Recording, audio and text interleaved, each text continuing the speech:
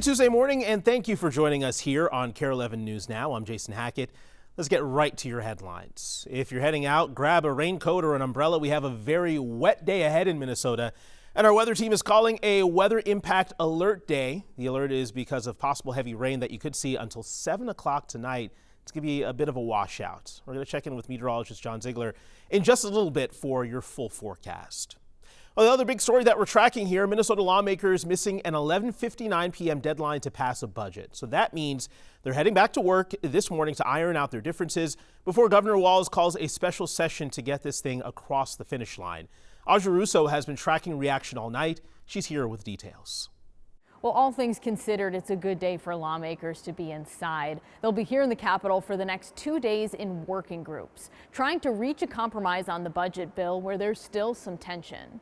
Lawmakers plan to work in these groups until 5 p.m. Wednesday. The earliest they expect a special session to begin is Thursday or Friday, though it could start even after Memorial Day. The governor says the reason for this delay is that he wants assurances that the budget bill will pass, so that any special session would essentially be a one-day button-up vote. Much of the final negotiating has taken place behind closed doors, so it's difficult to know exactly where things stand headed into today's work groups. But we know Health and Human Services are a sticking point. In the tied House, DFL lawmakers have accused Republicans of attempting to roll back things like paid family leave. GOP leaders argue there's bipartisan desire to make changes to those programs. Remember, this is a closely divided legislature that got off to a historically chaotic start.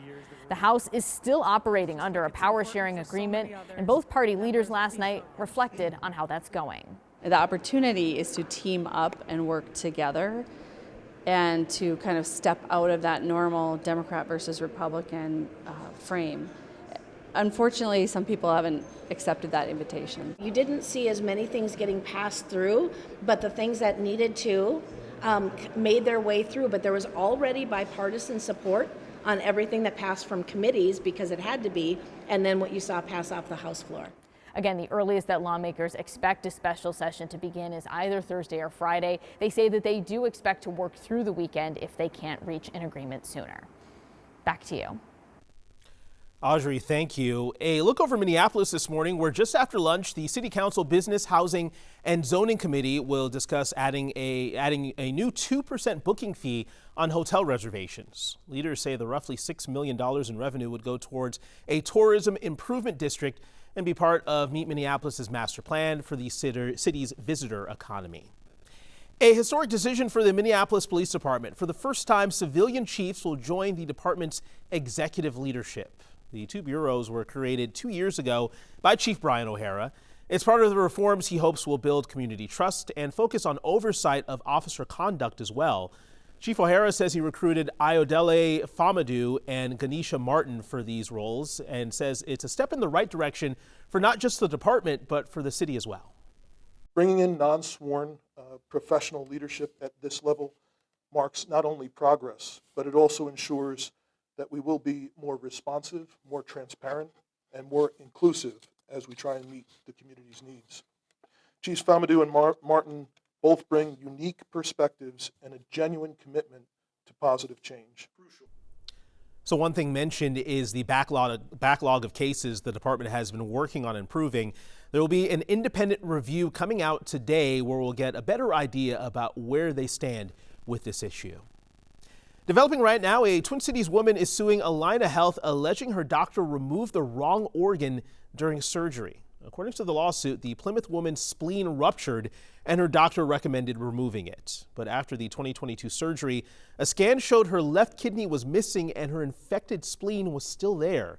The suit says she spent 2 more months in the hospital and is still dealing with kidney disease and going through dialysis despite having healthy kidneys before that. The doctor is still listed on Allina Health's website right now. Allina Health says the lawsuit doesn't accurately reflect their medical care, and they plan to defend themselves in court.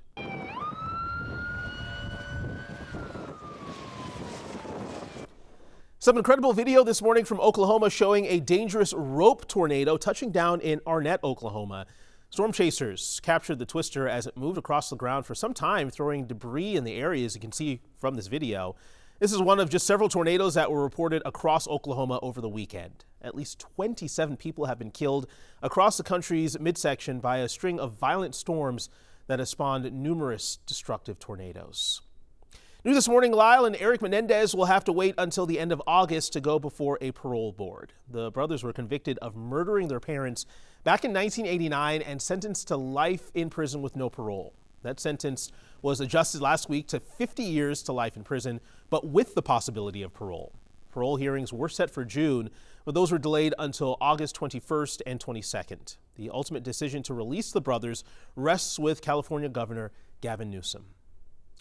A look from our nation's capital this morning, where today President Trump is expected to meet with House Republicans as his party grapples with his one big beautiful budget bill. It's aimed at advancing the Trump agenda, but has faced headwinds from some fiscal conservatives. The next test here is a committee vote, with the debate set to begin in the very early hours tomorrow. This as President Trump spoke Monday with Russian President Vladimir Putin, pushing for an elusive ceasefire in Ukraine. NBC's Alice Barr has the very latest from Washington. Hi there. President Trump promised on the campaign trail to quickly end Russia's war in Ukraine, now telling the two countries to negotiate directly while he focuses on his domestic agenda on Capitol Hill. Mr. President. President Trump taking a trip to Capitol Hill today to urge House Republicans to pass the massive budget package of his top policy priorities. It's not a question of holdouts. We have a tremendously unified party. I'm a cheerleader for this party, and I'm a cheerleader for the country. Republicans can pass it on their own, but there are internal divisions over how to pay for spending increases on immigration and extending the 2017 tax cuts, including through cuts to Medicaid and food assistance. We got a few issues to resolve, but we're working with all the interested parties to do that, and I'm confident that we will. The bill already cleared one committee vote, the Rules Committee, now set to take it up starting at 1 a.m. tomorrow. Democrats slamming the timing, accusing Republicans of hiding the debate. Republicans know that their efforts to take away health care from millions of Americans is deeply unpopular. President Trump also focused on foreign policy in a 2-hour phone call Monday with Vladimir Putin, pushing the Russian leader to end his war in Ukraine. I said, when are we going to end this, Vladimir? I've known him for a long time now. I said, when are we going to end this bloodshed, this bloodbath? The president also spoke separately with Ukrainian President Volodymyr Zelensky, who said his country wants a full ceasefire, but doesn't trust that Putin does. Nevertheless, President Trump saying negotiations between Russia and Ukraine will begin immediately to end the war. At this point, there are no signs of a breakthrough, with Russia making no commitments to that ceasefire that Ukraine has agreed to. Russia also having just launched what Ukraine says was its largest drone attacks of the war. President Trump is floating the possibility of Pope Leo stepping in to help with the negotiations. In Washington, I'm Alice Barr. Back to you. A Home Depot says it won't raise prices from President Donald Trump's tariffs. The home improvement giant is taking a different approach than that of Walmart and other retailers that plan to pass trade war-related costs onto consumers. Home Depot's finance chief told CNBC the company's scale and partnership with suppliers makes it able to generally hold current pricing levels. More than half of the retailer's products come from the U.S. However, the trade war has indirectly hurt Home Depot. Low consumer faith due to fears over the economy has in part kept some customers away.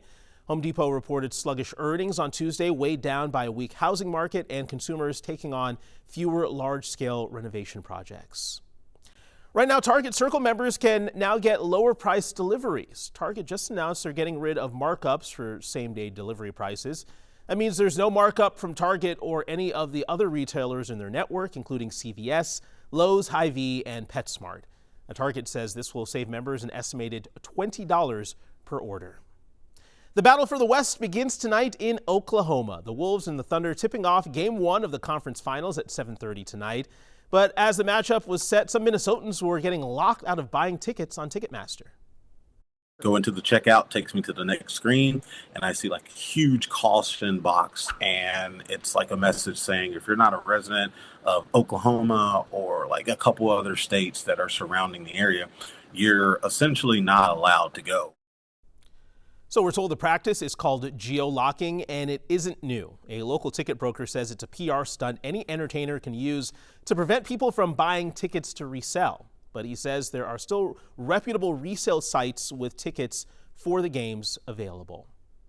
Also back in action tonight, the Minnesota Frost. They'll be in Ottawa for games 1 and 2 of the PWHL Finals, hoping to defend their title. Puck drops at 6 tonight. Then on Saturday, the best-of-5 series heads to St. Paul. If necessary, Game 4 would also be at home before heading back to Ottawa for a potential Game 5.